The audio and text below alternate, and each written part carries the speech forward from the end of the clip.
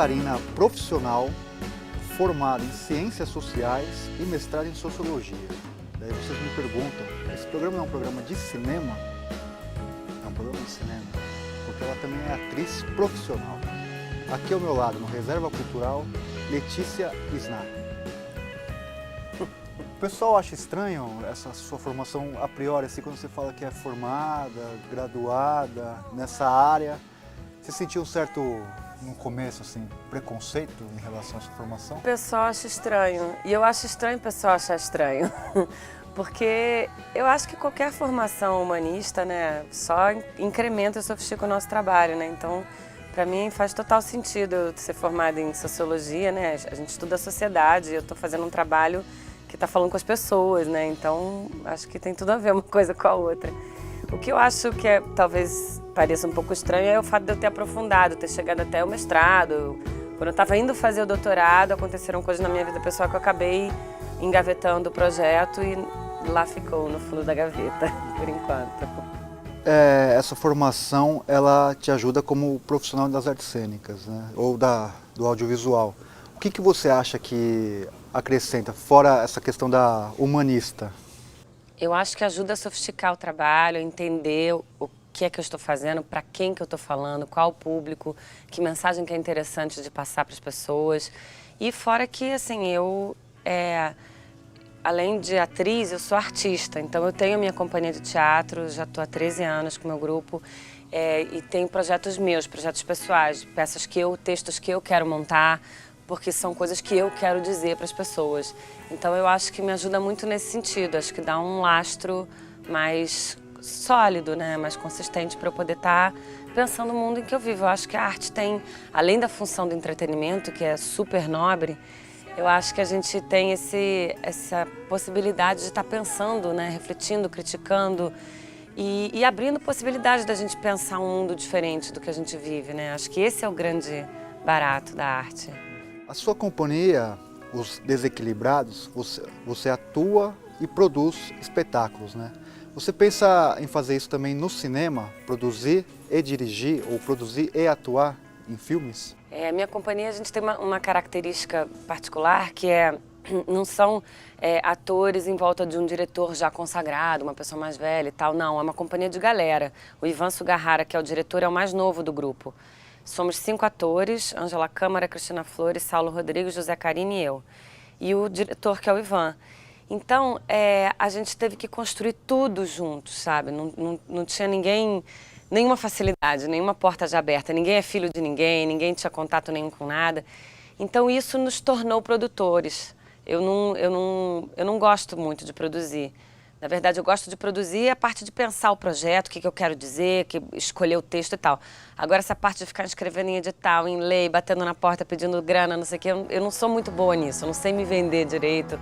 Então, essa parte eu faço com bastante esforço e dificuldade. Mas faz parte da profissão, né? Eu escolhi um caminho que não é muito fácil, então eu acabei me tornando produtora. Isso é muito bacana, eu acho que me deu uma autonomia como artista muito grande.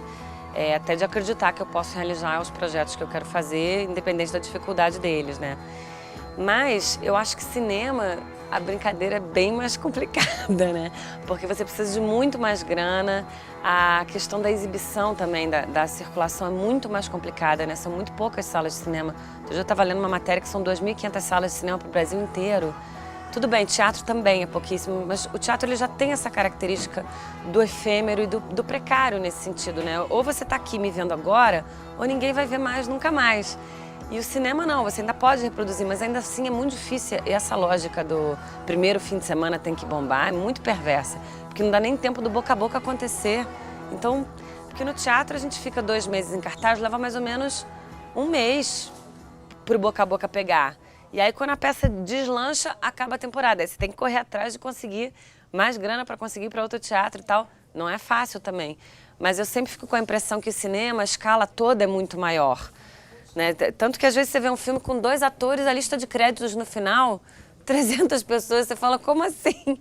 É uma estrutura muito profissional, assim. Mas eu tenho vontade, sim, eu tenho projetos, tem coisas que eu quero fazer um dia. Mas aí eu acho que eu me associaria a algum produtor que já soubesse mais o caminho das pedras, porque eu, como produtora de cinema, seria completamente amadora. Você atuou no curta Bala Perdida, que conquistou vários prêmios nacionais e internacionais. Qual que foi o impacto desse trabalho na sua carreira?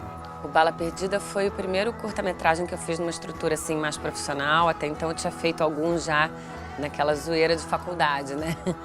E foi um trabalho bastante importante para mim, porque eu contracenei ali com o Emiliano Queiroz, que é um grande artista, né? Uma figura ímpar, assim, um cara muito importante, eu acho, para nossa cultura. E aí foi muito bacana poder estar com ele, poder estar roubando, né? Porque eu acho que o artista, ele é um bom ladrão, né? Então foi bastante bacana nesse sentido, sabe? Estar com pessoas ali tão... E o Vitor Lopes, que é o diretor também, que sabia muito bem o que iria, o roteiro é dele. E é um roteiro muito simples e muito eficaz, né? É uma história fragmentada e de repente todas se cruzam, né? E aí é bacana também ver isso, que eu conhecia o Vitor de amigos, assim, em comum. E você vê o cara pegar uma ideia, escreve, vai, não sei o que, levanta e faz. Então você fala, caramba, é possível, né? Eu estava no início de carreira, né? Então é bom quando a gente vê as pessoas arregaçando as mangas e conseguindo viabilizar os próprios projetos. Acho que dá um gás, né? Uma confiança da gente acreditar que dá para fazer. E dá, é difícil. Mas não tá fácil para ninguém hoje em dia, né? Engenheiro tá complicado, advogado, médico, dentista, as profissões tradicionais, né? Então, já que tá difícil para todo mundo, vamos ser felizes e fazer o que a gente quer. Letícia, do dono do jogo, você parte para o cilada.com. Você trabalhou no seriado, junto com o Bruno Mazzeo, e aí você atuou no filme, que conquistou milhares de espectadores. Fala como que foi isso para ti. Foi um golpe de mestre, né? Porque eu tinha uma ceninha de 30 segundos, foi uma participação afetiva. Quem dirigiu o filme foi o Alvarenga, José Alvarenga, que tinha me dirigido no Minha Nada Mole Vida na Globo, que foi meu primeiro trabalho na Globo. E, enfim, e o Bruno eu também já conhecia, porque eu tinha feito Ciladas quando ele estava ainda no Multishow. Então, que era um esquema totalmente de guerrilha, então o Bruno tentou convidar para o filme o máximo de pessoas que ele pôde, que também tinham participado na guerrilha. Ele foi bem bacana. E aí foi uma experiência muito engraçada, porque durava 30 segundos a minha cena e ela entrou no trailer. Então foi um golpe de mestre, porque o trailer foi super visto também, né? E era só uma ceninha rapidinha, mas foi bem divertido. Uma pessoa que falava meio assim, né? Uma namorada estranha, ex-namorada. No teatro, na televisão e também no cinema, você tem vários trabalhos ligados ao humor. Sempre falam que é mais difícil fazer a pessoa rir do que chorar. É isso mesmo? Bom, são técnicas diferentes, né? São nichos diferentes, assim. É porque eu acho que no drama, se você tem uma boa história, um contexto que envolve, vai funcionar, é mais provável que funcione. Você arruma ali um caminho de identificação com o público que te envolva na história e funciona. O humor, mesmo o texto sendo bom, eu acho que depende muito do ator. O como é muito fundamental. Não que pro drama não seja, mas é porque eu acho que existe um it ali, uma coisa do tempo de comédia que claro, existem técnicas, tem coisas que você aprende, que você estuda, então tem coisas que funcionam que você sabe que é a repetição, né? Tem, enfim, várias técnicas, né? Mas eu acho que tem uma coisa de um tempo de comédia e da rapidez que a pessoa tem ou não tem. Eu não sei se dá para aprender, assim. Eu tenho essa dúvida também. Mas eu acho que tem uma coisa que é mais... um pouco mais intuitiva e orgânica, que se a pessoa não tem, não vai funcionar. Eu acho. Em que momento você descobriu que tinha essa veia cômica dentro de si? Acho que desde sempre, assim, a minha família tem muito senso de humor. O pessoal trabalha mais no humor negro, mas todo mundo se sacaneia muito, tem muito esse jogo, assim, dentro de casa. Sempre teve.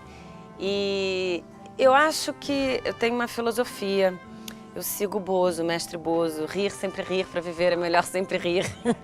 Eu acho que só o humor salva. E a vida é difícil, né? A vida não é fácil, né? As coisas, muitas perdas e a gente não está preparado para elas, embora elas sejam totalmente óbvias, né? Que um dia vão acontecer.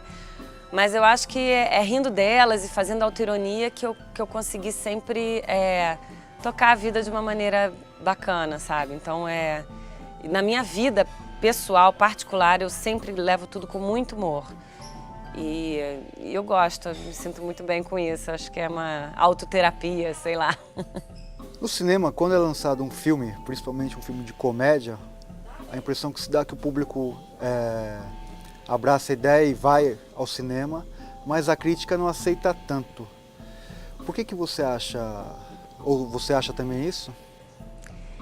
Isso é uma questão bem importante, assim. Eu acho que a comédia é o irmão pobre, né? Porque ninguém leva a sério. Não sei porquê. Não, mas é sério, assim. Eu fiz uma peça argentina que eu traduzi do Rafael Spregelburg chamada A Estupidez, que é um texto genial, inteligentíssimo. E fui indicada ao Prêmio Shell naquele ano de melhor atriz com esse trabalho. Eram 5 atrizes indicadas, só eu com comédia. E aí eu comecei a observar, geralmente é assim, quase não tem atriz ou ator que esteja num projeto de comédia que esteja sendo indicado para prêmio. E aí você começa a ver os textos também que são indicados, normalmente não é comédia. Eu acho que no teatro, no cinema também tem muito essa resistência, acho que na literatura também, né? Eu não sei porquê, as pessoas não levam muito a sério, né? Parece que é fácil, que é porque é haha, mas eu não sei, eu acho que talvez uma explicação é porque eu acho que muitas vezes também o humor é bem maltratado. As pessoas fazem um bibibi no bobobó de quinta e aí realmente aí não dá para levar a sério. E eu acho o humor tão poderoso, eu acho que é um instrumento tão potente para você falar de questões políticas, de questões importantes, porque a pessoa abre a escuta, né? Ela compra aquele...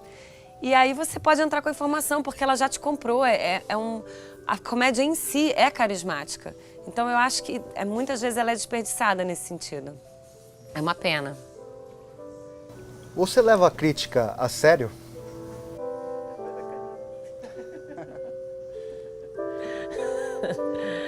Depende, quando ela é elogiosa, sim. Quando me detona, não. Não, mentira. Eu acho que depende de com quem você está interlocutando. Tem determinados críticos que realmente não dá nem para considerar, né? Porque é de uma estupidez que não tem condição. Mas eu acho que tem coisas que são muito pertinentes às vezes também. Eu sempre leio, eu sempre procuro escutar. E eu gosto também, às vezes, quando as pessoas me dizem me falaram mal do tal trabalho, do seu trabalho. Porque as pessoas dificilmente vêm falar, né? E eu também falo ali para meia dúzia. Tem meia dúzia de amigos com quem eu sou sincera.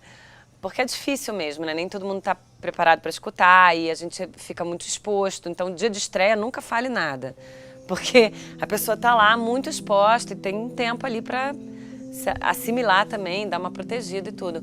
Mas eu acho que é muito importante o papel da crítica, porque ele muitas vezes determina se o público vai assistir ou não. Isso para o bem e para o mal.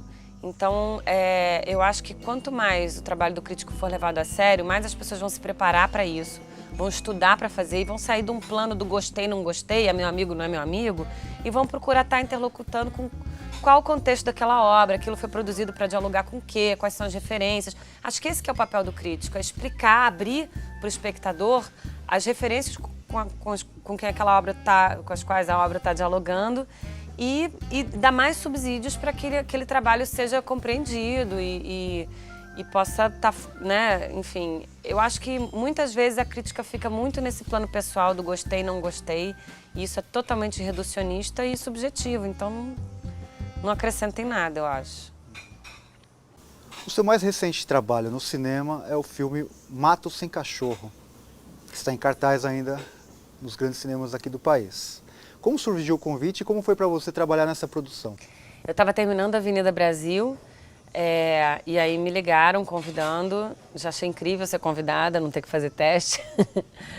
Foi um divisor de águas a Avenida Brasil nesse sentido, realmente. Deu uma visibilidade, né, das pessoas conhecerem meu trabalho, que é muito bacana. Foi maravilhoso fazer o filme. O Pedro é um diretor, Pedro Amorim, muito da galera também. Mais novo que a gente também, sabe? Que a maior parte do elenco. Então, é aquela questão que eu acho muito bacana, que tem na minha companhia também.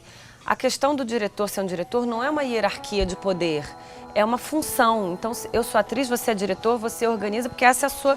né? Você pede, orienta a gente e tal, mas não porque é melhor ou pior. Então, esse tipo de trabalho eu acredito muito, porque vira sim uma parceria, vira sim uma contribuição, um diálogo mesmo, artístico, né? Então, eu levei várias sugestões, inventei dela ser meio levemente gaga, porque ela tinha uma coisa de ser completamente bipolar. Então, quando ela tá no programa da rádio, ela é grossa, agressiva, xinga os espectadores e justamente isso faz o programa ser um sucesso. Mas desliga o microfone, ela fica insegura, achando que as pessoas vão matar ela, as pessoas que ela xingou no programa, tem uma paranoia de perseguição. E aí eu tinha acabado de fazer um trabalho com 3 gagos e aí estava achando isso um universo incrível, porque o gago ele não gagueja quando ele canta, quando ele atua, mesmo que seja uma improvisação, numa entrevista, ele não vai gaguejar. Né? Tem níveis e níveis de gagueira. Mas eu estava achando isso fabuloso e o Pedro topou e fui lá para uma fono e enfim, então é muito bom quando você pode contribuir para o trabalho, você não está ali sendo tolhida como intérprete, não, você faz isso porque... Não, foi uma coisa bem coletiva, assim. Fora que trabalhar com cachorro foi uma experiência muito louca. Os cachorros são geniais. E o elenco todo, né? Essas figuras, assim, que a gente viu a vida inteira. Sidney Magal, El Que Maravilha. Fazendo coisas que você nunca ia esperar no filme, assim, eles estão surpreendentes, né? E mesmo Kiki Dias, né, que é super conhecido por um teatro alternativo, de vanguarda, tá ali fazendo um papel totalmente galhofado, assim. Então foi uma experiência muito bacana, foi muito divertida, é uma grande produção, também nunca tinha trabalhado numa produção desse volume, assim, no cinema. E foi bacana porque eu pude também acompanhar o lançamento do filme em várias capitais, então é bacana também ver como é que o público recebe, sabe? E fora que cinema é uma loucura, né? A sua boca fica do tamanho de um carro. É tipo, é uma coisa assim meio assustadora, assim. Mas foi bem bacana, eu adorei fazer e gostaria muito de fazer mais filme. Porque eu acho que o nosso cinema, ele ainda tá, acho que isso está mudando, assim, mas ele estava muito preso ainda numa coisa de um drama social. Então, muito filme sobre violência, sobre favela, muito tiro. E aí ficava difícil entrar, assim, né? E eu acho que agora a gente está começando a partir mais para um drama pessoal, dramas psicológicos, dramaturgia, né? Pode ser comédia. E aí eu acho que vai ampliar muito isso para a gente poder participar mais, né? Porque senão também ficava uma coisa muito típica, os típicos brasileiros. Quando precisava de uma loura para fazer o filme, não era uma loura que nem eu, era uma loura escultural, porque era a loura. O cinema às vezes trabalha muito com estereótipo também, né? Então ficava difícil para uma loura normal fazer o filme. Então eu acho que para onde o nosso cinema está indo e com o nível de qualidade profissional, a gente não deixa nada a desejar aos filmes estrangeiros. E o Mato Sem Cachorro, eu acho que é uma grande prova disso, é um grande exemplo disso. E então eu acho que a gente vai longe. Falar em vai longe, esse programa é assistido por produtores e diretores de cinema. Então diga para eles o que eles precisam fazer para contar com você no elenco de um filme. Com certeza um bom roteiro, porque o personagem não é uma questão.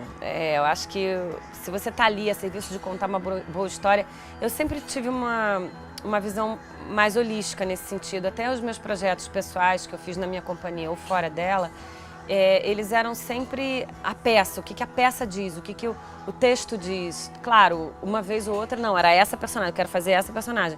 Mas se você me perguntar, sei lá, agora não, porque os textos que eu queria fazer eu já fiz, mas até um pouco tempo atrás, quais são os seus projetos? Eu diria pelas peças, não pelos personagens. E o cinema, então, tem muito isso. Às vezes você tem uma ceninha de 3 segundos, né, pequena, e não é isso que importa. Eu acho que é a história que está sendo contada. E eu acho que a gente está com ótimos roteiristas. E aquela coisa, né? Quanto mais você faz, mais chance você tem de acertar. Então, para fazer um filme incrível, uma obra-prima, você tem que fazer 30.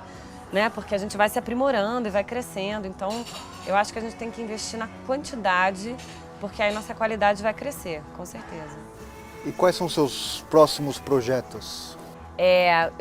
Comecei já sexta-feira a fazer leituras e agora segunda-feira amanhã, a gente começa a gravar uma nova temporada do Tudo Junto Misturado, lá na Globo, que é um programa de humor com vários comediantes e tal. O Bruno Mazeu é um dos roteiristas e atua também, e é uma galera feríssima, acho que vai ser bem bacana, estou super animada. Em janeiro eu começo um outro seriado lá na Globo também, chamado Dr. Pri, que a Glória Pires acho que vai fazer uma psicanalista, uma psicóloga e tal. E estou viajando com a minha companhia, né, com o repertório. A gente está com essa peça do Jean-Luc Lagarce, Últimos Remorsos Antes do Esquecimento, que hoje a gente faz o último dia aqui em São Paulo. E tem a Serpente também do Nelson Rodrigues, que eu não estou no elenco. E tem o Tarja Preta, que foi uma peça que eu fiz fora da companhia, mas também com direção do Ivan Sugarrara. Sou eu e o Érico Braz, uma adaptação de um conto da Adriana Falcão, que a gente também tá na mala, essa peça, volta e meia a gente está viajando também. E tem um filme também que está aí no prelo, que a gente ainda está entendendo se vai rodar agora já em janeiro ou mais para frente um pouco. Tem uma outra peça também que saiu um patrocínio, mas é um projeto que eu fui convidada, não é um projeto meu, que também estamos definindo pauta. Tem bastante coisa legal aí. Você tira férias? Pois é, esse é o problema de quem gosta do que faz e faz o que gosta, porque se bobear a gente acaba que não para nunca, né? É difícil, geralmente aquela parada de Natal e Ano Novo, porque tudo para, né? Mesmo se você está em cartaz, a peça para, mas é um pouco complicado isso também, porque assim, acho que a partir da Avenida Brasil começaram a aparecer convites muito bacanas. Até então eu era muito propositora dos projetos, né, junto com a minha companhia e tudo. E como eu não gosto muito de ser produtora, tem um lugar também que eu falo, ai, que bom, você só atriz um pouquinho também, não ter que produzir. E tô curtindo muito esse momento também, então, de estar só entrando no projeto dos outros, né? Claro que quando a gente entra, a gente veste a camisa e vira um projeto nosso também, mas não ter que levantar tudo do nada, né? Então, de vez em quando tem que dar uma paradinha, assim, eu fico tentando me frear. Mas a coisa de fazer novela tem uma coisa interessante, porque você fica com a agenda em função, né? Então, toda sexta-feira à noite sai o roteiro de segunda a sábado da semana seguinte. Então, se você está ali disponível e, de repente, você não grava uns dias, aí eu corro para... Tem uma casa da família na montanha, eu corro para lá, fico 3 dias vendo o matinho e já dá uma reabastecida. Letícia Isnar, o nome desse programa é Zootropo e o subtítulo é Revelar para você o que o cinema te revela. Eu queria saber de você o que o cinema te revela. O cinema acho que revela o mundo que a gente vive, assim, eu sempre penso nisso, assim, tanto nessa coisa mais macro da história que está sendo contada, quando você entra na viagem interna do personagem. Eu acho que o grande barato é esse, estar pensando o mundo que a gente vive e pensando alternativas para esse mundo. Eu acho que é um pouco, eu entendo um pouco como essa a grande função social da arte, né, de estar o tempo todo, não só espelhando, né, mostrando como é, mas principalmente questionando como é e dando possibilidades. Olha, pode não ser assim, pode não ser nada disso, pode ser completamente diferente. Isso é o que geralmente me encanta e que me faz ter vontade de ver os filmes.